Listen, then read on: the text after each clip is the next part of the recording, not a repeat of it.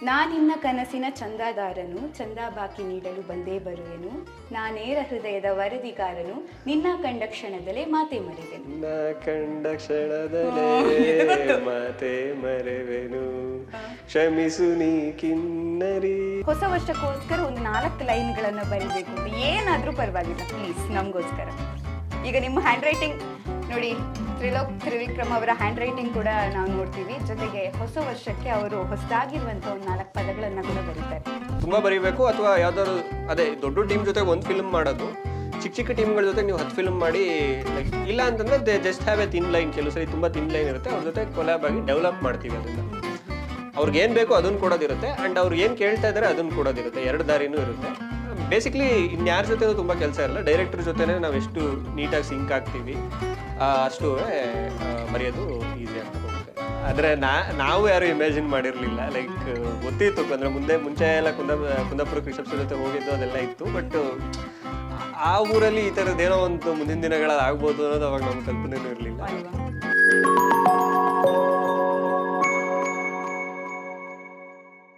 ಅಂದರೆ ಈಗ ಇದು ಹೇಗೆ ಕೆಲಸ ಅಂದರೆ 9 to 6 ಜಾಬ್ ಅಲ್ಲ, ದಿನ ಹೋಗಿ ದಿನ ಕೆಲಸಕ್ಕೆ ಹೋಗೋದು ಅಂಥ ಜಾಬ್ ಅಲ್ಲ. ಕೆಲವರಿಗೆ ಅಂಥ ಜಾಬನ್ನು ಮಾಡುವಂಥ ಮನಸ್ಸಿರುತ್ತೆ, ಕೆಲವರಿಗೆ ಇದು ಒಂದು ಜಾಬ್. ಆರ್ಟಿಸ್ಟ್ಗಳ ಲೈಫ್ ಮತ್ತು ಸಿನಿಮಾ ಇಂಡಸ್ಟ್ರಿಯಲ್ಲಿ ಇರುವಂತಹ ಕೆಲವರ ಲೈಫ್ ನೀರಿನ ಮೇಲೆ ಗುಳ್ಳೆ ಅಂತ ಹೇಳ್ತಾರೆ ತುಂಬ ಜನ. ಅಂದರೆ ಇವಾಗ ಇದ್ದರೆ ಕೆಲಸ ಇನ್ನೊಂದು ಸಲ ಇರೋದಿಲ್ಲ ಅಂತ. ಅದಕ್ಕೋಸ್ಕರ ತುಂಬ ಜನ ಈ ಥರ ಸಪ್ರೇಟ್ ಬಿಸ್ನೆಸ್ ಮಾಡ್ತಾರೆ. ಆ ಥರ ಏನೋ ಅಂದರೆ ಒಂದು ಏನು ಹೇಳ್ತಾರೆ, ಬ್ಯಾಕಪ್ ಅಂತ ಇಟ್ಕೊಳ್ತಾರೆ. ಸೊ ಬರಹಗಾರರು ಕೂಡ ಬ್ಯಾಕಪ್ ಇಟ್ಕೊಳ್ಳುವಂಥದ್ದು ಅವಶ್ಯಕತೆ ಇದೆಯಾ? ಅದೇ ನಿಮ್ಗೆ ಆಸೆಗಳು ಯಾವ ಮಟ್ಟಕ್ಕಿದೆ ಅನ್ನೋದ್ರ ಮೇಲೆ ಆಗತ್ತೆ. ಇಲ್ಲ ನಾನು ಬರವಣಿಗೆನ ಮಾಡ್ಕೊಂಡು ಕಂಟಿನ್ಯೂ ಮಾಡ್ತೀನಿ ಅಂತಂದ್ರೆ ತುಂಬಾ ಬರೀಬೇಕು, ಅಥವಾ ಯಾವ್ದಾದ್ರು ಅದೇ ದೊಡ್ಡ ಟೀಮ್ ಜೊತೆಗೆ ಒಂದು ಫಿಲ್ಮ್ ಮಾಡೋದು, ಚಿಕ್ಕ ಚಿಕ್ಕ ಟೀಮ್ಗಳ ಜೊತೆಗೆ ನೀವು 10 ಫಿಲ್ಮ್ ಮಾಡಿ, ಲೈಕ್ ಅಂದ್ರೆ ನಿಮ್ಗೆ ಸಂಪಾದನೆ ನಿಮ್ದೊಂದು ಇದು, ಅಂಡ್ ನಿಮ್ಗೆ ಏನೋ ಒಂದು ಫ್ಯಾಮಿಲಿ ಪ್ರೆಷರ್ ಇದೆ, ಈ ಥರದ್ದು ಏನೋ ಒಂದಿದೆ ಅಂದ್ರೆ ಜಾಸ್ತಿ ಕೆಲಸ ಮಾಡಬೇಕು. ಇಲ್ಲ ನಿಮಗೆ ಏನೋ ಇನ್ನೂ ಶುರು ಮಾಡ್ತಾ ಇದ್ದೀನಿ ಅಂದ್ರೆ ಆದಷ್ಟು ಒಂದು ಬ್ಯಾಕಪ್ ಇಟ್ಕೊಂಡೇನೆ ಶುರು ಮಾಡಬೇಕು. ಅಂಡ್ ಅಲ್ಟಿಮೇಟ್ಲಿ ನಿಮ್ಗೆ ಏನೋ ವರ್ಕ್ ಆಗ್ತಾ ಇದೆ ಅಂದಾಗ ಅದನ್ನ ಬಿಟ್ಟು ಇದ್ರ ಕಡೆ ಬರೋದುವೇ ದಾರಿ ಇರುತ್ತೆ. ಇಮಿಡಿಯೇಟ್ ಆಗಿ ಎಲ್ಲ ಕೆಲಸ ಎಲ್ಲ ಬಿಟ್ಬಿಟ್ಟು ಬಂದ್ಬಿಡ್ತೀನಿ, ನನಗೆ ಆ ಕಡೆ ಮನೆ ಇದೆ, ಹೆಂಡತಿ ಮಕ್ಳಿದ್ದಾರೆ, ಇಲ್ಲ ಅಪ್ಪ ಅಮ್ಮ ಇದಾರೆ ನೋಡ್ಕೊಳ್ಳೋದಕ್ಕೆ, ಅದು ಸ್ವಲ್ಪ ಇಶ್ಯೂ ಆಗುತ್ತೆ. ಅಂಡ್ ಅದರಿಂದ ಇದ್ರ ಬಗ್ಗೆ ಒಂದು ಆಸಕ್ತಿನೂ ಹೋಗೋ ಸಾಧ್ಯತೆ ಇರುತ್ತೆ. ಅಯ್ಯೋ ಎಲ್ಲ ಬಿಟ್ಟು ಬಂದೆ, ನನಗೆ ಇಷ್ಟೆಲ್ಲ ಕೊಟ್ಟೆ ಆಗ್ಲಿಲ್ಲ ಅಂತ ಹೇಳಿ ಅಂತ. ನಮ್ದು ಅವಶ್ಯಕತೆಗಳೇನಿದೆ ಅದನ್ನ ನೋಡ್ಕೊಂಡು ಚಿಕ್ಕದಾಗಿ ಶುರು ಮಾಡಿ ಹೋಗ್ತಾ ಅದು ನಮ್ಮ ಪ್ರಯತ್ನ ಎಷ್ಟಿರುತ್ತೆ, ನಮ್ಮ ಎಫರ್ಟ್ ಎಷ್ಟಾಗ್ತಾ ಇದೀವಿ ಅದ್ರ ಮೂಲಕ ಬೆಳ್ಕೊಂಡು ಹೋಗುತ್ತೆ. ಕೆಲಸದ ಮೇಲೆ ಪ್ರೀತಿ ಇದ್ರೆ ಅದು ಮುಂದುವರಿತಾ ಹೋಗುತ್ತೆ, ಸಂಪಾದನೆ ಮೇಲೆ ಪ್ರೀತಿ ಇದ್ರೆ ಇನ್ನೊಂದ್ ಕಡೆ ಬೇರೆ. ಅದೇ ಅಂದ್ರೆ ಅದು ತಪ್ಪು ಅಂತಾನು ಹೇಳೋದಕ್ಕಾಗಲ್ಲ, ಎರಡು ಬ್ಯಾಲೆನ್ಸ್ ಮಾಡ್ಕೊಳ್ಳೋದು ನಿಮ್ಗೆ ಗೊತ್ತಿರಬೇಕು. ಈಗ ನಾನು ಬಿಟ್ಟು ಮಾಡ್ತಾ ಇದೀನಿ ಅಂದ್ರೆ ನನ್ನ ಸ್ಯಾಕ್ರಿಫೈಸಸ್ ಕೆಲವು ಇರುತ್ತೆ ಅದಕ್ಕೋಸ್ಕರ. ಸೊ ಅದನ್ನ ಅರ್ಥ ಮಾಡ್ಕೊಂಡು ನಮ್ಗೆ ಎಷ್ಟು ಅಡ್ಜಸ್ಟ್ ಆಗ್ತಾ ಹೋಗ್ಬೇಕು ಮುಂದಕ್ಕೆ, ಬರವಣಿಗೆ ಮಾಡ್ತಾ ಹೋಗ್ಬೇಕು. ಎಸ್, ಫ್ಯೂಚರ್ ಏನ್ ಬರಿತಾ ಇದ್ದೀರಾ ನೀವು ಈಗ? ಅದೇ ಇದೆಲ್ಲ ಕಾಂತಾರದೆಲ್ಲ ಈಗ ರಿಲೀಸ್ ಆಗಿದ್ದು ಇವಾಗ, ಬಟ್ ನಮ್ದು ಕೆಲಸ ಎಲ್ಲ ತುಂಬಾ ಮುಂಚೆ ನಾನು ಹೇಳಿದ್ನಲ್ಲ ಲಾಸ್ಟ್ ಅಕ್ಟೋಬರ್ ಅಲ್ಲಿ ಇದು ಮಾಡಿದ್ದು ಅಂತೆಲ್ಲ. ಅದಾದ್ಮೇಲೆ ತುಂಬಾ ಬರ್ದಿದ್ದೀನಿ ಬೇರೆ ಬೇರೆ ಸಿನಿಮಾಗಳಿಗೆ, ಒಂದಷ್ಟು ರಿಲೀಸ್ಗಿದೆ. ಸರಳ ಸುಬ್ರಾವ್ ಅಂತ ಒಂದಿದೆ, ಪೀಟರ್ ಅಂತ ಒಂದಿದೆ, ಪೀಟರ್ ಲಿರಿಕ್ಸ್ ಬರ್ದಿದ್ದೀನಿ. ಅದೆಲ್ಲ ಗ್ರಾಮಾಯಣ ಅಂತ ವಿನಯ್ ರಾಜ್ಕುಮಾರ್ ಅದೊಂದು ಬರ್ತಾ ಇದೆ. ಸೊ ಅದೆಲ್ಲ ಜಾನ್ ಫೆಬ್ ಅಲ್ಲಿ ರಿಲೀಸ್ ಆಗ್ಬೋದು. ಇನ್ನೊಂದು ಶಂಕರಾಭರಣ ಅಂತ ಹೇಳ್ಬಿಟ್ಟು ಅದೂ ಆಗ್ತಾ ಇದೆ. ಸೊ ಇದೆಲ್ಲ ಒಂದಷ್ಟು ಸಿನಿಮಾಗಳು ಮುಂದಿನ ದಿನಗಳಲ್ಲಿ ರಿಲೀಸ್ ಆಗ್ತಾ ಇದೆ. ನೈಸ್. ಈಗ ಒಂದು ಎಡಿಟರ್ ಅಂತ ಹೇಳಿದ್ರೆ ಅವರಿಗೆ ಈಗ ಕ್ಯಾಮ್ರಾ ಹೆಂಗ್ ವರ್ಕ್ ಆಗುತ್ತೆ ಅನ್ನುವಂಥ ನಾಲೆಜ್ ಇರಬೇಕು, ಅವರ ಕನೆಕ್ಟಿವಿಟಿ ಇರಬೇಕು. ಈಗ ಹೀರೋಯಿನ್ ಅಂತ ಹೇಳಿದ್ರೆ ಈ ಡೈರೆಕ್ಟರ್ ಜೊತೆ ಅವ್ರಿಗೆ ಕನೆಕ್ಟಿವಿಟಿ ಕರೆಕ್ಟ್ ಇರಬೇಕು, ಕ್ಯಾಮ್ರಾ ಬಗ್ಗೆನೂ ನಾಲೆಜ್ ಇರಬೇಕು, ಅವರಿಗೆ ಸ್ಕ್ರಿಪ್ಟ್ ಬಗ್ಗೆನೂ ನಾಲೆಜ್ ಇರಬೇಕು. ಈ ಥರ ಈಗ ಬರಹಗಾರರಿಗೂ ಕೂಡ ಯಾರ ಜೊತೆ ಎಲ್ಲ ಕನೆಕ್ಷನ್ ಕರೆಕ್ಟ್ ಇರಬೇಕು, ಈಗ ನಿರ್ದೇಶಕರ ಜೊತೆ ಅಥವಾ ಆ ಸೀನ್ ಬರೆಯೋರ ಜೊತೆ ಅಥವಾ ಹೆಂಗೆ ಅಂತ. ಅಂದರೆ ಇದೆಲ್ಲ ಗೊತ್ತಿದ್ರೆ ನಮ್ಮ ಕೆಲಸ ಸ್ವಲ್ಪ ಈಸಿ ಆಗುತ್ತೆ ಬರಹಗಾರರಿಗೆ. ಈ ಎಲ್ಲ ಆ್ಯಂಗಲ್ ಗೊತ್ತಿದ್ರೆ ನನ್ನ ಕೆಲಸಕ್ಕೆ ಓಕೆ ಹಿಂಗೆ ಕೊಟ್ಟರೆ ಚೆನ್ನಾಗಿರುತ್ತೆ ಅಂತ. ಅದು ಯಾವುದೆಲ್ಲ ಆ್ಯಂಗಲ್ ಗೊತ್ತಿದ್ರೆ ಬೆಟರ್ ಬರಹಗಾರ? ಅಂದರೆ ಬೇಸಿಕ್ಲಿ ಡೈರೆಕ್ಟರ್ ಜೊತೆಗೇನೆ ಇರಬೇಕದು. ಅಂದರೆ ಈಗ ಡೈರೆಕ್ಟ್ ಹೆಂಗೆ ಮ್ಯೂಸಿಕ್ ಡೈರೆಕ್ಟರ್ಗೂ ಡೈರೆಕ್ಟರ್ದು ಏನು ತಲೆಯಲ್ಲಿದೆ ಅದನ್ನೇ ಹೇಳಬೇಕು, ಎಡಿಟರ್ಗೂ ಅದನ್ನೇ ಹೇಳಬೇಕು. ಸೊ ಹಾಗೆ ರೈಟರ್ಗೂ ಡೈರೆಕ್ಟ್ರೇ ಫೀಡ್ ಮಾಡ್ತಾರೆ ಜನರಲಿ. ಡೈರೆಕ್ಟರ್ಗಳು ನಿಮಗೆ ಕೆಲವರು ಫ್ರೀಡಮು ಕೊಡ್ತಾರೆ, ಅಂದರೆ ನೀವೇನೋ ಇನ್ಪುಟ್ಸ್ ಕೊಡಿ ನನಗೆ ಅಂತಲೂ ಕೇಳೋರು ಇರ್ತಾರೆ. ಇಲ್ಲ ನನಗೆ ಹಿಂಗೆ ಅನ್ನಿಸ್ತಾ ಇದೆ, ಇದನ್ನು ನೀವು ಕಥೆಯಾಗಿ ಡೆವಲಪ್ ಮಾಡಿ ಸಿನಿಮಾ ಮಾಡೋದಕ್ಕೆ ಈ ಕಥೆನ ಡೆವಲಪ್ ಮಾಡಿಕೊಡಿ ಅನ್ನೋ ಥರದ್ದು 2 ಥರನೂ ನಡೆಯುತ್ತೆ. ಅಂದರೆ ಅವ್ರ ಹತ್ರನೇ ಕಂಪ್ಲೀಟ್ ಇದಿರುತ್ತೆ, ಐಡಿಯಾ ಇರುತ್ತೆ. ಸೊ ನಾವು ಅದನ್ನು ಅವ್ರ ಜೊತೆ ಕೊಲ್ಯಾಬ್ ಆಗಿ ಬರಿತೀವಿ. ಇಲ್ಲ ಅಂತಂದರೆ they just have A thin line. ಕೆಲವು ಸರಿ ತುಂಬ ಥಿನ್ ಲೈನ್ ಇರುತ್ತೆ, ಅವ್ರ ಜೊತೆ ಕೊಲ್ಯಾಬ್ ಆಗಿ ಡೆವಲಪ್ ಮಾಡ್ತೀವಿ ಅದನ್ನು. ಅವ್ರಿಗೆ ಏನು ಬೇಕೋ ಅದನ್ನು ಕೊಡೋದಿರುತ್ತೆ, ಅಂಡ್ ಅವ್ರು ಏನು ಕೇಳ್ತಾ ಇದ್ದಾರೆ ಅದನ್ನು ಕೊಡೋದಿರುತ್ತೆ. 2 ದಾರಿನೂ ಇರುತ್ತೆ. ಬೇಸಿಕ್ಲಿ ಇನ್ಯಾರ ಜೊತೆನೂ ತುಂಬ ಕೆಲಸ ಇರಲ್ಲ, ಡೈರೆಕ್ಟರ್ ಜೊತೆನೇ ನಾವು ಎಷ್ಟು ನೀಟಾಗಿ ಸಿಂಕ್ ಆಗ್ತೀವಿ ಅಷ್ಟು ಬರೆಯೋದು ಈಸಿ ಆಗ್ತಾ ಹೋಗುತ್ತೆ. Okay, nice. ಈಗ ಮ್ಯೂಸಿಕ್ ಹಾಡೋದಕ್ಕೆ ಹೋಗ್ತಾರಲ್ಲ, ಸೊ ಆವಾಗಲೂ ನೀವು ಇರ್ತೀರಾ ಅಲ್ಲಿ, ಹಿಂಗೆ ಅಂದರೆ ಕಂಪೋಸಿಷನ್ ಆಗುತ್ತೆ ಆ ಟೈಮಲ್ಲಿ, ಅಂದರೆ ಮ್ಯೂಸಿಕ್ ಎಲ್ಲ ರೆಡಿಯಾಗಿ ನಿಮ್ಮ ಲಿರಿಕ್ಸ್ ಎಲ್ಲ ರೆಡಿಯಾಗಿ ಅವ್ರು ಹಾಡಕ್ಕೆ ಹೋಗ್ತಾರೆ ಗಾಯಕರು, ಆ ಟೈಮಲ್ಲಿ ನೀವು ಅಲ್ಲಿ ಇರ್ತೀರಾ? ಜನರಲಿ ಇರ್ಬೇಕಾಗುತ್ತೆ, ಯಾಕೆಂದ್ರೆ ಏನೋ ಸಣ್ಣ ಪುಟ್ಟ ಚೇಂಜಸ್ ಬೇಕಾಗುತ್ತೆ ಕೆಲವು ಸಲ. ಕೆಲವು ಸಲ ಅಂದ್ರೆ ಮ್ಯೂಸಿಕ್ ಡೈರೆಕ್ಟರ್ ಮ್ಯೂಸಿಕ್ ನ ನೋಡ್ತಾ ಇರ್ತಾರೆ ಎಷ್ಟೊಂದ್ಸಲ, ಆಮೇಲೆ ಎಷ್ಟೊಂದ್ಸಲ ಏನಾಗುತ್ತೆ ಅಂದ್ರೆ ಬೇರೆ ಲ್ಯಾಂಗ್ವೇಜ್ ಅವ್ರು ಮ್ಯೂಸಿಕ್ ಮಾಡ್ತಾ ಇರ್ತಾರೆ, ಈ ತರದ್ದೆಲ್ಲ ಒಂದಷ್ಟು ವಿಷಯಗಳಿರುತ್ತೆ. ಸೊ ಅಂತ ಟೈಮಲ್ಲಿ ಆದಷ್ಟು ಮುಂಚೆನೆ ಪ್ರಿಪೇರ್ ಆಗಿ ಹೋಗಿರ್ತೀವಿ. ಅಂಡ್ ಅಲ್ಲೂ ಏನೋ ಒಂದು ಅವ್ರು ಹಾಡ್ತಿರೋದ್ರಲ್ಲಿ ಅಂದ್ರೆ ಅವರು ರಾಗದ ಕಡೆ ಯೋಚನೆ ಮಾಡ್ತಾ ಇರಬೇಕು, ಪದಗಳು ಅವ್ರಿಗೆ ಆ ಟೈಮ್ಗೆ ಅಷ್ಟು ಮಾಡ್ತಾರೆ, ಏನ್ ಕೊಟ್ಟಿರ್ತೀವಿ ಅದನ್ನೇ ಹಾಡಿಸ್ತಾರೆ. ಬಟ್ ಕೆಲವು ಸಲ ಅದ್ರದ್ದು ಹೋಗಿರಲ್ಲ ತಲೆಗೆ, ಅದು ಅವರು ಆದ್ರೂ ಏನು ರಾಗದ ಕಡೆನೆ ಇದ್ ಮಾಡ್ಕೊಂಡು ಪದಗಳು ಒಂಚೂರು ಆಚೆ ಈಚೆ ಆಗೋ ಸಾಧ್ಯತೆನೂ ಇರುತ್ತೆ. ಅಂತ ಟೈಮಲ್ಲಿ ಲಿರಿಸಿಸ್ಟ್ ಇದ್ದಷ್ಟು ಇಲ್ಲ ಸರ್ ಇದು ಹಿಂಗ್ ಬೇಕು ಅನ್ನೋ ತರದೊಂದು ಹೇಳಿ ಅವ್ರಿಗೆ ಇದ್ ಮಾಡಿಸ್ಬೋದು. ಈಗ ಅದೇ ಅದು ಹಂಗೆ ನಂಗೆ ನಿಂಗೆ ಶಾಪನೆಲ್ಲ ಹಂಗೆ ಆಯ್ತಲ್ವಾ ಆ ಸಾಂಗ್, ಹೋಗಿರ್ಲಿಲ್ಲ ನಾನಲ್ಲಿ. ಸೊ ಈ ತರದ್ ಕೆಲವು ಸಲ ಆಗೋ ಸಾಧ್ಯತೆ. ಇವಾಗ ನೀವು ಸೀಕ್ರೆಟ್ ಬಿಟ್ಕೊಟ್ರಿ, ನೀವು ಆ ಸಾಂಗ್ ರೆಕಾರ್ಡ್ ಆಗುವಾಗ ಹೋಗಿಲ್ಲ, ಅದಕ್ಕೆ ಅದು ನಂಗೆ ಅಂದ್ರೆ ಅದ್ರದ್ದು ಆ ಸಿನಿಮಾದ್ ಹೇಳದ್ನಲ್ವಾ, ಅಂದ್ರೆ ಎಲ್ಲಾ ಲಾಸ್ಟ್ ಮೂಮೆಂಟ್ ಅಲ್ಲಿ ಆಗ್ತಾ ಇತ್ತು ಅಂಡ್ ನಂಗೆ ಗೊತ್ತಿರ್ಲಿಲ್ಲ ಯಾವಾಗ ಎಲ್ಲೆಲ್ಲಿ ಏನ್ ನಡೀತಾ ಇದೆ ಅಂತ. ಅಂಡ್ ವೆಂಕಿ ಸರ್ದು ಅದೇ ಅವ್ರದೇ ಸ್ಟುಡಿಯೋ ಇರೋದ್ರಿಂದ ಇಟ್ಸ್ ಲೈಕ್ ಅವರು ಅಲ್ಲೇ ಪರ್ಸನಲ್ ಆಗಿ ರೆಕಾರ್ಡ್ ಮಾಡ್ತಾರೆ. ಸೊ ಆ ತರ ಏನೋ ಆಗಿದೆ, ನನ್ಗೂ ಲೈಕ್ ಅದು ಹೊರಗಡೆ ಬಂದ್ಮೇಲೆನೆ ಇದಾಗಿದ್ದು. ಬಟ್ ಅದೇ ತಪ್ಪು ಸರಿ ಅಂತಲ್ಲ, ನಾವ್ ಅಲ್ಲಿ ಇದ್ದಷ್ಟು ಅದು ಹೆಲ್ಪ್ ಆಗುತ್ತೆ. ಆಕ್ಚುಲಿ ನಾವು ಪರ್ಫೆಕ್ಟ್ ಆಗಿ ನಾವ್ ಏನ್ ಅನ್ಕೊಂಡಿದೀವಿ ಅದೇ ತರ ಬರೋದಕ್ಕೆ ಹೆಲ್ಪ್ ಆಗುತ್ತೆ. ಕುಂದಾಪುರ ಫಿಲ್ಮ್ ಸಿಟಿ ಹೆಂಗಿತ್ತು? ಕುಂದಾಪುರ ಫಿಲ್ಮ್ ಸಿಟಿ ಅದು ನೋಡ್ದವ್ರಿಗೆ ಅದ್ರದ್ದು ಕಣ್ತುಂಬ್ಕೊಳ್ಳೋ ಒಂದು ಭಾಗ್ಯ. ಆದ್ರೆ ನಾವು ಯಾರು ಇಮ್ಯಾಜಿನ್ ಮಾಡಿರ್ಲಿಲ್ಲ, ಲೈಕ್ ಗೊತ್ತಿತ್ತು ಅಂದ್ರೆ ಮುಂಚೆ ಎಲ್ಲ ಕುಂದಾಪುರ ರಿಷಬ್ಸ್ ಜೊತೆ ಹೋಗಿದ್ದು ಅದೆಲ್ಲ ಇತ್ತು. ಬಟ್ ಆ ಊರಲ್ಲಿ ಈ ತರದ್ ಏನೋ ಒಂದು ಮುಂದಿನ ದಿನಗಳಲ್ಲಿ ಆಗ್ಬೋದು ಅನ್ನೋದು ಅವಾಗ ನಮ್ಗೆ ಕಲ್ಪನೆನೂ ಇರ್ಲಿಲ್ಲ. ಬಟ್ ತುಂಬಾ ಖುಷಿ ಆಗುತ್ತೆ. ಅಂದ್ರೆ ಇವನ್ ಅದಕ್ಕೆ ಮುಂಚೆನೂ ರವಿ ಬಸೂರ್ ಸರ್ ಅಲ್ಲಿ ಸ್ಟುಡಿಯೋ ಮಾಡಿದ್ರು ಅಂತ ಹೇಳಿದಾಗ ಓಕೆ ಅಲ್ಲಿ ಹೆಂಗ್ ವರ್ಕ್ ಆಗ್ಬೋದು ಏನು ಅನ್ನೋ ತರ ಎಲ್ಲ ಇತ್ತು. ಬಟ್ ಅದು ಸಾಧ್ಯ ಇದೆ ಅಂತ ಹೇಳ್ಬಿಟ್ಟು ಒಂದು ಮಾಡಿ ಇದನ್ನ ಮಾಡದ್ಮೇಲೆ ಗೊತ್ತಾಯ್ತು ಆಕ್ಚುಲಿ. ಬಟ್ ತುಂಬಾ ಖುಷಿ ಆಗುತ್ತೆ ಅದು. ನೈಸ್. ಆ ಕಾರ್ಡ್ ಒಳಗಡೆ ನೀವು ಹೋಗಿದ್ರ, ಕಾರ್ಡ್ ನೋಡಿದ್ರ ಅದು? ಇಲ್ಲ, ನನ್ಗೆ ಸೆಟ್ ಹೋಗೋದು ಸ್ವಲ್ಪ ಅಷ್ಟು ಕಂಫರ್ಟಬಲ್ ಅಂತ ಅನ್ಸಲ್ಲ. ಹೋಗಿದ್ದೀನಿ, ಶೂಟ್ ಹೋಗಿದ್ದೀನಿ, ಬಟ್ ನಾನು ಇಲ್ಲಿ ಕುಂದಾಪುರ ಸಿಟಿನಲ್ಲೇ ಶೂಟ್ ಮಾಡ್ತಿದ್ದಾಗ ಹೋಗಿದ್ದೆ. ಅಲ್ಲಿಗೆ ನಾನು ಹೋದಾಗ ಲೈಕ್ ಶೂಟ್ ಸ್ಟಾಪ್ ಆಗಿತ್ತು, ತುಂಬಾ ಮಳೆ ಇದೆ ಅಂತ ಹೇಳ್ಬಿಟ್ಟು ಶೂಟ್ ಸ್ಟಾಪ್ ಆಗಿತ್ತು. ಸೊ ನಾವು ಇಲ್ಲೇ ಕುಂದಾಪುರಲ್ಲೇ ಇದ್ದಿದ್ದಾಯ್ತು. ನೈಸ್. ಇವಾಗ ನಾವೊಂದು ಗೇಮ್ ಆಡೋಣ. ನಾನೊಂದೊಂದು ಹಾಡಿನ ಮಧ್ಯದ ಸಾಲುಗಳನ್ನ ಹೇಳ್ತೀನಿ, ನೀವು ಅದನ್ನ ಬರ್ದವ್ರು ಯಾರು ಅಥವಾ ಆ ಹಾಡು ಯಾವುದು ಅಂತ ಕಂಡುಹಿಡಿಬೇಕು. ಸೊ ನಾನು ರಾಗದಲ್ಲಿ ಹೇಳಲ್ಲ, ಬೇಡ ಒಂದ್ ವೇಳೆ ನೀವು ರಾಗದಲ್ಲಿ ಕಂಡುಹಿಡಿಲ್ಲ ಅಂದ್ರೆ ಆಮೇಲೆ ನಾನು ರಾಗದಲ್ಲಿ ಹೇಳ್ತೀನಿ, ಯಾಕಂದ್ರೆ ನಿಮ್ಗೊಂದು ಸ್ವಲ್ಪ ಈಸಿ ಆಗ್ಬೇಕಲ್ಲ ಅದಕ್ಕೆ. ಎಸ್, ಟ್ರೈ ಮಾಡೋಣ. Okay, done, deal. ಈಗ ನನ್ನ ಮೊದಲನೇ ಲೈನ್ ಏನು ಅಂದ್ರೆ, ಋತುವಿನ ಪಥದಲ್ಲಿ ಬಾಳ ರಥವಿದೆ, ಪಯಣವ ಸವೆಸಲು ಪ್ರೇಮ ಜೊತೆಗಿದೆ. ನೀವು ಹಾಡಿದ್ರು ಗೊತ್ತಾಗುತ್ತೆ ಅಂತ ಅನ್ನಿಸ್ತಾ ಇಲ್ಲ. ಋತುವಿನ ಪಥದಲ್ಲಿ ಬಾಳ ರಥವಿದೆ, ಪಯಣವ ಸವೆಸಲು ಪ್ರೇಮ ಜೊತೆಗಿದೆ.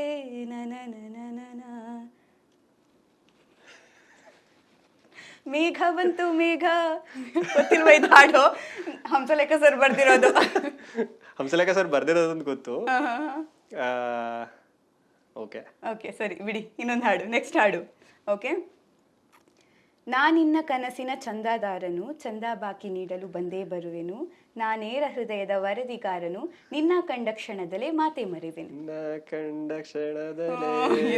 ಮಾತೆ ಮರೆವೆನು, ಕ್ಷಮಿಸು ನೀ ಕಿನ್ನರಿ, ನುಡಿಸಲೇ ನಿನ್ನನು, ಹೇಳಿ ಕೇಳಿ ಮೊದಲೇ ಚೂರು ಪಾಪಿ ನಾನು, ಮಿಂಚಾಗಿ ನೀನು ಬರಲು. ಅದು ಮಧ್ಯದಲ್ಲಿ ಹೇಳಿದಾಗ ನಾವ್ ಅದನ್ನ ಕಂಪ್ಲೀಟ್ ಮಾಡೇನೆ ಅಲ್ಲಿಗೆ ಹೋಗ್ಬೇಕಾಗುತ್ತೆ ಎಷ್ಟೊಂದ್ಸಲ, ಅದಕ್ಕೆ ನಾನು ಪೂರ್ತಿ ಕರೆಕ್ಟ್ ಅಂದ್ರೆ ಸಡನ್ ನೆನಪು ಬರೋದಿಲ್ಲ. ಜಯಂತ್ ಕಾಯ್ಕಿಣಿ ಅವರು ಬರ್ದಿರುವಂತ ಹಾಡು. Yes, next. ಇವಾಗ ನಿಮ್ಗೊಂದು ಮಾರ್ಕ್, ನನಗೊಂದು ಮಾರ್ಕ್. ನೀವೇ ಮಾರ್ಕ್ ತಗೋಬಿಡಿ. ನಾನು ಅದೇ ಯಾರು ನೀವ್ ಹೇಳಿಲ್ಲ ಅಂದ್ರೆ ನನಗೆ ಮಾರ್ಕ್ಸ್ ಅದು. Okay, next. ಪ್ರೀತಿಯಲ್ಲಿ ಪ್ರತಿ ನಿಮಿಷ ಪ್ರತೀಕ್ಷೆಯ ಮಾಡುವುದು, ಸ್ವಾರ್ಥದಲ್ಲಿ ಪ್ರತಿ ಕ್ಷಣವು ಪ್ರತಿಷ್ಠೆಯ ತೋರುವುದು, ಎರಡೆರಡು ಭಾವಗಳಿವೆ ಈ ಹೃದಯಕ್ಕೆ, ಎರಡೆರಡು ಭೇದಗಳಿವೆ ಈ ಮನಸ್ಸಿಗೆ. ಗೊತ್ತಿರ್ಲಿಕ್ಕಿಲ್ಲ, ಮೇ ಬಿ ಸ್ವಲ್ಪ ಟಫ್ ಇದೆ. ಪ್ರೀತಿಯಲ್ಲಿ ಪ್ರತಿ ನಿಮಿಷ ಪ್ರತೀಕ್ಷೆಯ ಮಾಡುವುದು. Darshan sir film.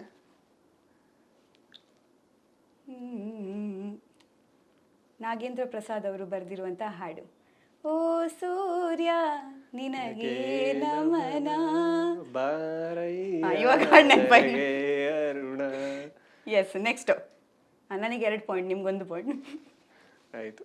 ನೆಕ್ಸ್ಟ್, ಮುಗುಳು ನಗೆ ಅದು ಜಾದು, ಬಳುಕೊ ನಡೆ ಅದು ಜಾದು, ನುಡಿವ ಬಗೆ ಅದು ಜಾದು, ಅದರ ಸವಿಜಾದು. ಹಾಡ್ಬಿಡಿ, ಅದೊಂದ್ಸಲ ಗೊತ್ತಾಗ್ಬೋದು ಮೋಸ್ಟ್ಲಿ ಹಾಡಿದ್ರೆ.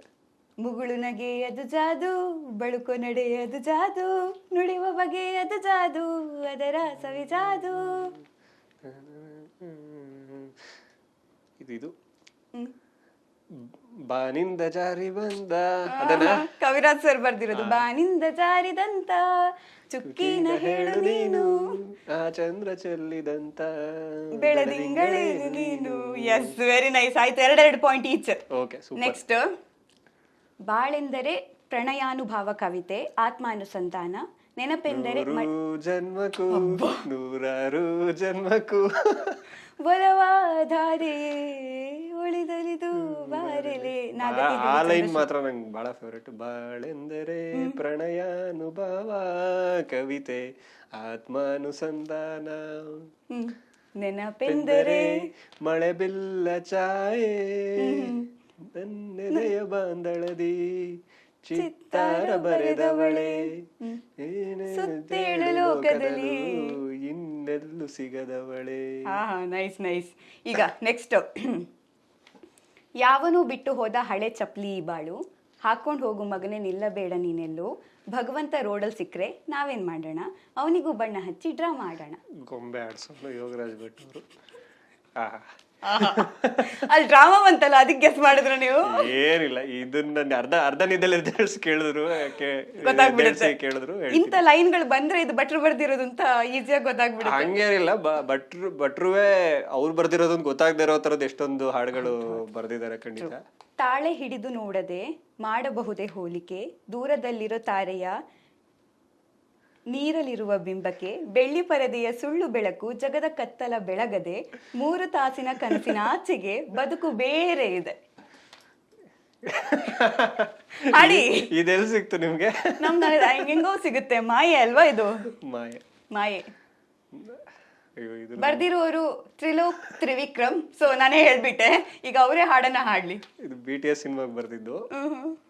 ಮಾಯೆಗಳ ತೆರೆ ಎಳೆದು ತೋರಿಸುವ ದಾರಿಯೇ, ನೋಡಿದರೆ ತೆರೆಮರೆಯ ಯಾನವದು ಬೇರೆಯೇ, ಪಾತ್ರಕ್ಕೇನೆ ಪಾಠ ಕಲಿಸಿಕೊಡೋ ಕಥೆಯು ತಾನೇ ಜೀವನ. ಇದು ಈ ಹಾಡು ಏನಕ್ಕೆ ನನಗೆ ಪರ್ಸನಲ್ ಆಗಿ ಸ್ವಲ್ಪ ಇಷ್ಟ ಅಂತಂದ್ರೆ, ಈ ಸಾಂಗ್ ಅಂದ್ರೆ ಸಿನಿಮಾದವ್ರ ಲೈಫ್ ಬಗ್ಗೆನೇ ಬರ್ದಿರೋದು. BTS ಏನು ಆಂಥಾಲಜಿ ಬಂತು, ಅದರಲ್ಲಿ ಸಿನಿಮಾದವ್ರದ್ದು ಬೇರೆ ಬೇರೆ ಲೈಫ್ನೇ ತೋರಿಸಿದಾರೆ ಅದರಲ್ಲಿ. ಸೊ ಅದಕ್ಕೊಂದು ಕಲೆಕ್ಟಿವ್ ಆಗಿ ಒಂದು ಸಾಂಗ್ ಬೇಕು ಅಂತ ಹೇಳ್ಬಿಟ್ಟು ನವನೀತ್ ಶ್ಯಾಮ್ ಅಂತ ಹೇಳ್ಬಿಟ್ಟು ಡೇರ್ಡೆವಿಲ್ ಮುಸ್ತಫಾ ಮ್ಯೂಸಿಕ್ ಡೈರೆಕ್ಟರ್, ಅವರು ಮ್ಯೂಸಿಕ್ ಮಾಡಿದ್ದದು. ತುಂಬಾ ಕನೆಕ್ಟ್ ಆಯ್ತು ನನಗೆ ಬರೀಬೇಕಾದ್ರೆ. ಅಂದ್ರೆ ಹೊರಗಡೆ ಏನೋ ಒಂದು ಕಾಣಿಸ್ತಾ ಇರುತ್ತೆ, ಒಳಗಡೆ ಒಂದು ನಮ್ದು ಲೈಫ್, ಸಿನಿಮಾದವ್ರದ್ದು ಲೈಫೇ ಬೇರೆ ನಡೀತಾ ಇರುತ್ತೆ, ನೋಡಿದರೆ ತೆರೆಮರೆಯ ಯಾನವದು ಬೇರೆನೇ ಇರುತ್ತೆ ಅನ್ನೋ ಥರದ್ದು ಅಂತ. ಸೊ ಹಂಗಾಗಿ ಇದೊಂಥರ ಪರ್ಸನಲ್ ಆಗಿ ನಾನು ಒಂದೊಂದ್ಸರಿ ಕೇಳ್ತಾ ಇರ್ತೀನಿ. ಥ್ಯಾಂಕ್ ಯು ಅದನ್ನ ಹುಡುಕಿ ಕೇಳಿದ್ದಕ್ಕೆ ನಿಮ್ಗೂ. ಈಗ ನೆಕ್ಸ್ಟ್, ದರ್ಪಕ್ಕೆ ಧೈರ್ಯ ಆಯುಧ, ದ್ವೇಷಕ್ಕೆ ಧರ್ಮ ಔಷಧ. ನೀವು ಇಷ್ಟು 1000 ಜನ ಲಿರಿಸಿಸ್ಟ್ಗಳಿದ್ದಾರೆ, ಇದು ಒಬ್ಬೊಬ್ರದ್ದೇ 2 ಕೇಳೋದಿದೆಯಲ್ಲ, ಇದು ಅದು ನನ್ನೇ ಕರ್ಸಿ. ಯಾಕಂದ್ರೆ ನಂಗೆ ಈ ಲೈನ್ ತುಂಬಾ ಇಷ್ಟ ಆಯ್ತು. ಈ 2 ಲೈನ್ ಇಷ್ಟ ಆಗಿರೋದು ನನಗೆ ಈಗ ಈ ಹಾಡಲ್ಲಿ ಅಂತ ಇವಾಗ ನೀವು ಅನ್ಕೊಂಡಿದ್ದೀರಾ. ಬಟ್ ಓಕೆ ಅವ್ರು ಅನ್ಕೋತಿರ್ಬೋದು 2 ಲೈನ್ ಬೇರೆ ಲೈನು ಅಂದ್ರೆ ಬೇರೆ ಲೈನು. ಈಗ ಅದೇ ಹೇಳಿದ್ರಲ್ಲ, ನಮ್ಮ ಸಿಚುವೇಶನ್ಗೆ ಕನೆಕ್ಟ್ ಆಗುವಂತ ಹಾಡುಗಳು. ಈ ಲೈನ್ ನಂಗೆ ತುಂಬಾ ಯುನಿಕ್, ಅಂದ್ರೆ ಇಷ್ಟ ಅಂತ ಅನಿಸ್ತು, ಅದಕ್ಕೆ ನಾನು ಹಾಡಿದೆ. ಈಗ ಬರ್ದಿರುವವರು ತ್ರಿಲೋಕ್ ತ್ರಿವಿಕ್ರಮ್. ಇನ್ನೊಂದ್ಸಲ ಹೇಳ್ತೀನಿ, ದರ್ಪಕ್ಕೆ ಧೈರ್ಯ ಆಯುಧ ಸರಿ, ಈ ದ್ವೇಷಕ್ಕೆ ಧರ್ಮ ಔಷಧ ಹೆಂಗೆ? ಅಂದ್ರೆ ಇಲ್ಲೇನು ದ್ವೇಷಗಳು ನಮ್ಮ ಸುತ್ತ ಏನು ಇದೆಯಲ್ವಾ, ನಮ್ಮ ಒಳಗಡೆ ಏನ್ ದ್ವೇಷ ಇದೆಯಲ್ಲ, ಅದಕ್ಕೊಂದು ಧರ್ಮ ಇಸ್ ನಾಟ್ ಒನ್ಸ್ ಅಗೇನ್ ನಾವು ಅದನ್ನ ಪ್ರತಿ ಸಲ ರೀಡಿಫೈನ್ ಮಾಡೋದು ಇವತ್ತಿನ ನಮ್ಮ ಒಂದು ಏನು ಕೆಟ್ಟ ಪರಿಸ್ಥಿತಿ ಬಂದ್ಬಿಟ್ಟಿದೆ. ಧರ್ಮ ಇಸ್ ನಾಟ್ ರಿಲಿಜಿಯನ್, ಅದ್ರ ಬಗ್ಗೆ ಅಲ್ಲ ಅದು. ದ್ವೇಷಕ್ಕೆ ಧರ್ಮ ಔಷಧ. ಆದ್ರೆ ನೀನು ಧರ್ಮದ ದಾರಿನಲ್ಲಿ ನಡೆದ್ರೆ ನಿನ್ ದ್ವೇಷ ಆಟೋಮೆಟಿಕ್ ಆಗಿ ಕರಗೋಗುತ್ತೆ ಅನ್ನೋದು ಅದ್ರ ಮೀನಿಂಗ್. ನನಗೂ ಸುಮಾರು ಜನ ಕೇಳಿದ್ರು, ಧರ್ಮದಿಂದನೇ ದ್ವೇಷಗಳಾಗ್ತಾ ಇದೆ, ಹೆಂಗೆ ದ್ವೇಷಕ್ಕೆ ಧರ್ಮ ಔಷಧ ಆಗುತ್ತೆ ಅಂತ. ಅದೇ ನಾವು ಪ್ರತಿ ಸರಿನೂ ಧರ್ಮನ್ ಡಿಫೈನ್ ಮಾಡ್ತಾ ಇರ್ಬೇಕು, ನಾವು ಆ ಧರ್ಮ ಹೇಳ್ತಲ್ಲ ಈ ಧರ್ಮ ಹೇಳ್ತಾ ಇದೀವಿ ಅಂತ ಹೇಳಿ. ಹೌದು, ಬಟ್ ಇಲ್ಲಿ ನೀವು ಕ್ಲಾರಿಟಿ ಕೊಟ್ರಲ್ಲ. ಈಗ ನನ್ಗೂ ಅದೇ ಕನ್ಫ್ಯೂಸ್ ಇತ್ತು. ನಾನು ಇದನ್ನ ಓದುವಾಗ ಸರಿ ಇದು ಆಯುಧ ಎಲ್ಲ ಕರೆಕ್ಟು, ಈ ದ್ವೇಷಕ್ಕೆ ಧರ್ಮ ಹೆಂಗ್ ಔಷಧ ಆಗುತ್ತೆ ಅಂತ ನಾನು ಅನ್ಕೊಳ್ತಿದ್ದೆ. ಸೊ ಇವಾಗ ಗೊತ್ತಾಯ್ತು. ಅದು ಮತ್ತೆ 2ನೇ ಶತಮಾನದ್ದು, ಇವತ್ತಿನ ಕಾಲಘಟ್ಟಕ್ಕೆ ಅದನ್ನ ಅರ್ಥೈಸ್ಕೊಳ್ಳೋದಿದೆಯಲ್ಲ, ಅದು ಸ್ವಲ್ಪ ಅದೇ ಹಿಂಗೆ ಇದು ಬೇರೆ ಮಿಸ್ಕಮ್ಯುನಿಕೇಶನ್ ಆಗೋ ಸಾಧ್ಯತೆ ಇದೆ. ಹೌದು ಹೌದು ಹೌದು, ಟ್ರೂ. ಎಸ್, ಈಗ ಇನ್ನೊಂದು ಹಾಡಿದೆ, ದಯವಿಟ್ಟು ಬೇರೆಯವ್ರದ್ದು ಕೇಳಿ. ಖಂಡಿತ. ಈಗಿರೋದೇ ಬೇರೆಯವ್ರ ಹಾಡು, ಬಟ್ ಇದು ನಿಮ್ಗೂ ಕನೆಕ್ಟ್ ಇರುವಂತಹ ಹಾಡು. ನೀವು ಸತ್ಯದ ಹಾದಿಲಿದ್ದೀರಾ ಅಥವಾ ಧರ್ಮವನ್ನ ರಕ್ಷಿಸ್ತಾ ಇದ್ದೀರಾ? ಯಾರು ಏನು ಮಾಡುವರು ನನಗೇನು ಕೇಡು ಮಾಡುವರು. ಯಾಕೆ ಇದನ್ನ ರಿಂಗ್ ಟೋನ್ ಇಟ್ಟಿದ್ದೀರಾ? ನನ್ಗೆ ಇಷ್ಟ ಆ ಹಾಡುವೆ. ಅಂಡ್ ಅದನ್ನ ಬೇರೆಯವ್ರಿಗೂ ಒಂದಷ್ಟು ಹೇಳ್ಬೇಕದ್ರಲ್ಲ, ಸತ್ಯದ ಹಾದಿಯಲ್ಲಿ ಇರುವಾಗ, ಧರ್ಮ ರಕ್ಷಿಸುತ್ತಿರುವಾಗ ಯಾರು ಏನು ಮಾಡಕ್ಕಾಗಲ್ಲ ಅನ್ನೋದನ್ನ ಒಂದಷ್ಟು ಜನಕ್ಕೆ ಹೇಳ್ಬೇಕು. ಇನ್ನೊಂದು ಅದ್ರಲ್ಲಿ ಲಾಸ್ಟ್ ವರ್ಡ್ ಚೆನ್ನಾಗಿದೆ ನೋಡಿ, ಇಡೀ ನಾಡಿಗೆ ನಾಡೆ ನನ್ನ ಜೊತೆ ಇರುವಾಗ, ಹಿಂದಿರುವಾಗ ಕನ್ನಡವೇ ನನ್ನ ಉಸಿರಾಗಿರುವಾಗ. ಅದು ನನ್ಗೂ ಇರೋದು. ನನ್ಗೂ ಏನು ಅರ್ಥ, ಐ ಮೀನ್ ಸಾರಿ, ಏನು ಕನೆಕ್ಟ್ ಆಗುತ್ತೆ ಅಂತನಾ? ಅಂದ್ರೆ ನನಗೂ ಅಪ್ಲಿಕೇಬಲ್ ಅದು. ನಿಮ್ಗೂ ಅಪ್ಲಿಕೇಬಲ್. ಕನ್ನಡವೇ ನನ್ನ ನಾಡಿಗೆ ಹಿಂದಿರುವಾಗ ಅಂತ ಹೇಳ್ಕೊಳ್ಳೋದು ಸ್ವಲ್ಪ ದೊಡ್ಡದಾಗುತ್ತೆ, ಬಟ್ ಕನ್ನಡ ನನ್ನ ಉಸಿರಾಗಿರುವಾಗ ಡೆಫಿನೆಟ್ಲಿ ತುಂಬಾ ಇಷ್ಟ ಆಗುವಂತ ಒಂದು ಸಾಲದು. ಎಸ್. ಅಂಡ್ ಅದನ್ನ ನಾನ್ ಕೇಳೋದಕ್ಕಿಂತ ಬೇರೆಯವ್ರಿಗೆಲ್ರಿಗೂ ಕೇಳಿಸ್ಬೇಕು ಅನ್ನೋದೊಂದು ರಿಂಗ್ ಟೋನ್ ಇರೋದೇ ಆ ಪರ್ಪಸ್ಗಲ್ವಾ. ಅದು ನಮಗ್ ಕೇಳಲ್ಲ, ಅದು ಬೇರೆಯವ್ರು ಕೇಳ್ತಾರೆ. ನಾನು ಅದೇ ಕಾಲ್ ಮಾಡುವಾಗ ಯಾರು ಏನು, ನಾನು ಏನ್ ಮಾಡ್ತಿದ್ದಾರೆ. ಆಮೇಲೆ ನಾನು ಈ ಹಾಡನ್ನ ಮುಂಚೆನೆ ಕೇಳಿದ್ದೆ, ಬಟ್ ಇವಾಗ ಕೇಳೋ ಪರ್ಸ್ಪೆಕ್ಟಿವೇ ಬೇರೆ ಆಗೋಗಿತ್ತು. ಸಡನ್ ಯಾರು ಏನು, ಫೋನ್ ಎತ್ತಕ್ ಮುಂಚೆನೆ ಆನ್ಸರ್ ಎತ್ತಕ್ ಮುಂಚೆನೆ. ಇಲ್ಲ, ಪರೋಪಕಾರಿ ಫಿಲ್ಮ್ದದು. ಅಣ್ಣವ್ರು ಅದರಲ್ಲಿ ಒಳ್ಳೆ ಕೌಬಾಯ್, ಇದ್ರಲ್ಲಿ ಕುದುರೆ ಮೇಲೆ ಹೋಗೋದು, ಅವೆಲ್ಲ ವಿಜುವಲ್ಸ್. ಅಂಡ್ ಆ ಸಾಂಗು ಅಷ್ಟೇ ಸೂಪರ್ ಆಗಿದೆ ಆಕ್ಚುಲಿ. ಅನ್ನವ ತಿನ್ನದೆ ಚಿನ್ನ ತಿನ್ನುವೇನು, ಹೊನ್ನಿಗೆ ಮಣ್ಣ ತಿನ್ನುವೇನು, ಹೊನ್ನಿಗೆ ನಿನ್ನೆ ಮಾರಿಕೊಳ್ಳುವೇನು. ಲೈಕ್ ಒಳ್ಳೆ, ಅಂದ್ರೆ ನಿಮ್ಗೆ ಅದು ಸಿಚುವೇಶನ್ ಏನಾರು ಇರ್ಬೋದು, ಬಟ್ ಅವಾಗೆಲ್ಲ ಅದು ಆ ಫಿಲಾಸಫಿಗಳನ್ನೆಲ್ಲ, ಲೈಫ್ ಫಿಲಾಸಫಿಗಳನ್ನೆಲ್ಲ ಏನ್ ಸೂಪರ್ ಆಗಿ ಹೇಳ್ತಾ ಇದ್ರು ಅನ್ನೋಕೆ ಅವತ್ತಿನ ಲಿರಿಕ್ಸ್ ಅಲ್ಲಿ. ಅದು ಅಷ್ಟೇ, ಬಾನಿಗೊಂದು ಎಲೆಯಲ್ಲಿದೆ, ಅದರಲ್ಲೂ ಅಷ್ಟೇ ಎಂತೆಂತ ಲೈನ್ಸ್ ಬರುತ್ತೆ. ಸಿಚುವೇಶನ್ ಅದಕ್ಕೂ ಸಂಬಂಧ ಇಲ್ಲ, ಬಟ್ ಏನು ಅಂದ್ರೆ ಅದನ್ನೊಂದು ನನ್ನ ಫಿಲಾಸಫಿ ಇದೆ, ಅದನ್ನ ನಿಂಗೆ ಹೇಳ್ತಾ ಅಂದ್ರೆ ನಾವು ಈ ಟೈಮಲ್ಲಿ ಕೇಳಿದಾಗ್ಲೂ ನಮಗೆ ಅದು ಕನೆಕ್ಟ್ ಆಗುತ್ತೆ. ಈಗ ಅದ್ರಲ್ಲಿ ಒಂದು ಲೈನ್ ಇದೆ ನೋಡಿ, ಹುಟ್ಟು ಸಾವು ಬಾಳಿನಲ್ಲಿ ಎರಡು ಕೊನೆಗಳು, ಬದುಕಿದಿರುವಾಗ ಕಾಣದೇ ಇರುವಂತ ಎರಡು ಮುಖಗಳು, ನಿರಾಸೆ ಎದ್ದಕ್ಕೆ ದುರಾಸೆ ಎದ್ದಕ್ಕೆ. ಅದೇ ಹರ್ಷ ಒಂದೇ ಯಾರಿಗುಂಟು ಹೇಳು ಜಗದಲ್ಲಿ. ಇಲ್ಲ, ನಿಜವಾಗ್ಲು ಯಾರಿಗೂ ಇಲ್ಲ. ನಾವು ಏನೇ ಹೇಳ್ತಾರೆ, ಖುಷಿನ ಜಾಸ್ತಿ ಮರ್ತು ಬಿಡ್ತೀವಿ, ದುಃಖನ ಜಾಸ್ತಿ ಸಂಭ್ರಮಿಸ್ತೀವಿ ಅನ್ನೋದು ಅದು ಆ ಹಾಡುಗಳಲ್ಲೇ ಬರ್ದು ಬಿಟ್ಟಿದ್ದಾರೆ ನೋಡಿ. ಆಮೇಲೆ ಎಲ್ರಿಗೂ ಅದೊಂದು ಚೆಕ್ ಮಾರ್ಕ್, ಏಕೆ ಕನಸು ಕಾಣುವೆ ನಿಧಾನಿಸು ನಿಧಾನಿಸು. ಎಸ್, ಅದು ಹೀರೋಯಿನ್ಗೆ ಹೇಳ್ತಾ ಇರೋದಿರ್ಬೋದಲ್ಲಿ, ಬಟ್ ಏನು ಅಂತಂದ್ರೆ ಎಲ್ರಿಗೂ ಅದೊಂದು ಹೇಳ್ದಂಗೆ. ಅದು ಹೌದು, ಎಲ್ರಿಗೂ ಅದನ್ನ ಕನೆಕ್ಟ್ ಮಾಡ್ದಂಗೆ, ಸ್ವಲ್ಪ ನಿಧಾನ, ಸ್ವಲ್ಪ ಓವರ್ ಕನಸುಗಳನ್ನೆಲ್ಲ ಕಾಣ್ಬೇಡ ಅನ್ನೋದಂತ ನಿಜ. ಯಾಕಂದ್ರೆ ಓವರ್ ಕಾನ್ಫಿಡೆಂಟ್ ಬೇಕು, ಆದ್ರೆ ಅದು ಓವರ್ ಆಗ್ಬಿಟ್ರೇನೆ ಕಷ್ಟ ಆಗೋದು ಅಂತ ನಿಜ. ಆ ಹಾಡುಗಳಲ್ಲಿ ಎಷ್ಟು ಅರ್ಥ ಇದೆ, ನಿಮ್ ಹಾಡುಗಳಲ್ಲೂ ಅಷ್ಟೇ ಚೆನ್ನಾಗಿರುವಂತಹ ಅರ್ಥಗಳಿದೆ. ಬಟ್ ನಮ್ದೊಂದು ರಿಕ್ವೆಸ್ಟ್ ಇದೆ, ಹೊಸ ವರ್ಷ ಬರ್ತಾ ಇದೆ, ತುಂಬಾ ಜನ ಹೊಸ ವರ್ಷವನ್ನ ಹೊಸದಾಗಿ ನೋಡ್ಬೇಕು ಅಂತ ಆಸೆ ಪಡ್ತಾ ಇದ್ದಾರೆ. ಅದಕ್ಕೋಸ್ಕರ ನಿಮ್ಮ ಹ್ಯಾಂಡ್ ರೈಟಿಂಗ್ ಅಂತ ನೋಡ್ಬೇಕು ಅಂತ ನಮ್ಗೆ ಆಸೆ ಇದೆ, ಹೇಗಿದೆ ಅಂತ. ಜೊತೆಗೆ ಹೊಸ ವರ್ಷಕ್ಕೋಸ್ಕರ ಒಂದು 4 ಲೈನ್ಗಳನ್ನ ಬರಿಬೇಕು ಅಂತ, ಏನಾದ್ರೂ ಪರವಾಗಿಲ್ಲ ಪ್ಲೀಸ್ ನಮಗೋಸ್ಕರ. ಈಗ ನಿಮ್ಮ ಹ್ಯಾಂಡ್ ರೈಟಿಂಗ್ ನೋಡಿ, ತ್ರಿವಿಕ್ರಮ್ ಅವರ ಹ್ಯಾಂಡ್ ರೈಟಿಂಗ್ ಕೂಡ ನಾವು ನೋಡ್ತೀವಿ. ಜೊತೆಗೆ ಹೊಸ ವರ್ಷಕ್ಕೆ ಅವರು ಹೊಸದಾಗಿರುವಂಥ ಒಂದು 4 ಪದಗಳನ್ನ ಕೂಡ ಬರೀತಾರೆ. ನಾನೇ ಹೇಳ್ಬೇಕು, ಅವ್ರು ಬರೀತಾರೋ ಇಲ್ವೋ ಗೊತ್ತಿಲ್ಲ. Please request, it's a humble request. ಇದು ನೀವು ಇಲ್ಲೇ ಬರೆದು ಇಲ್ಲೇ ತೋರಿಸ್ತೀರಾ ಇವಾಗ? ಹೌದು, ಏನ್ ಮಾಡೋದು, ಇಲ್ಲ ಟೈಮ್ ತಗೊಳ್ಳಿ, ನೀವೇನ್ ಪರವಾಗಿಲ್ಲ. ಎಸ್, ಏನ್ ಬರ್ದಿದ್ದೀರಾ? ಸುಮ್ಮನೆ ಏನೋ ಒಂದು ಜಸ್ಟ್ ಗೊತ್ತಿಲ್ಲ ಹೇಗಿದೆ ಅಂತ. ಪರವಾಗಿಲ್ಲ, ನಮ್ಗೆ ಹೆಂಗೂ ಆಗುತ್ತೆ. ಹೊಸ ವರ್ಷದ ನಸುಕಿದು, ಹೊಸ ನಾಳೆಯ ಬೆಳಕಿದು, ನಿದಿರೆಯೆಲ್ಲ ಕಳೆದು ಹೊದೆದ ಮುಸುಕ ನೆಳೆದು, ಹೊರಬನ್ನಿರಿ ನಸುಕಾಗಿದೆ ಹೊಸಕಿ ಕಣ್ಣು ತೆರೆದು. Very nice. ಇದು ಹೊಸ ವರ್ಷನ ಎಂಜಾಯ್ ಮಾಡೋರ್ಗು ಆಗುತ್ತೆ, ಹೊರಬನ್ನಿರಿ ನಸುಕಾಗಿದೆ ಅಂತ ಮಧ್ಯಾಹ್ನ ಎದ್ದೇಳ್ತಾರಲ್ಲ 1ನೇ ತಾರೀಕು, ಅವ್ರಿಗೂ ಆಗುತ್ತೆ. ಅವ್ರವ್ರಿಗೆ ಬೇಕಾದಂಗೆ ಅರ್ಥೈಸ್ಕೋಬಹುದು. Thank you so much. ಆಮೇಲೆ ನಿಮ್ಗೆ ಹ್ಯಾಂಡ್ ರೈಟಿಂಗ್ ತೋರಿಸ್ತೀನಿ, ಇವಾಗ ತೋರ್ಸಕ್ಕಾಗಲ್ಲ. ಆದ್ರೆ ನಾನು ಅನ್ಕೊಂಡಿದ್ದೆ, ಈಗ ಬರಹಗಾರರ ಹ್ಯಾಂಡ್ ರೈಟಿಂಗ್ ಚೆನ್ನಾಗಿರುತ್ತಾ ಅಂತ ನಾನು ಅನ್ಕೊಳ್ತಿದ್ದೆ. ಬಟ್ ಚೆನ್ನಾಗಿದೆ.